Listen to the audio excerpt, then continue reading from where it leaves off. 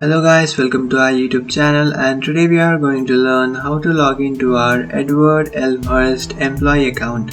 So let's get started. So to log into your Edward Elmhurst Employee Account, what you can do is just open up your browser, and after opening up your browser, in search bar you can search for Employee Login Edward Elmhurst.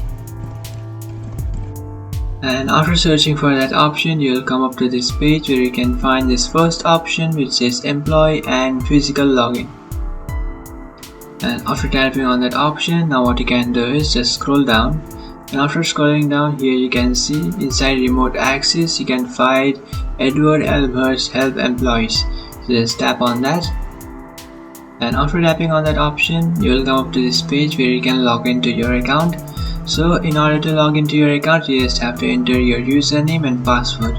So after entering your username and password, what you can do is just tap on continue. So after entering your username and password, what you can do is just tap on login, and after tapping on log on, you will successfully log into your account. So that's it guys, this is how to log into your Edward Elmhurst employee account. If you find this video helpful, don't forget to like and subscribe to our channel. If you have any doubts, feel free to comment below. Thanks for watching.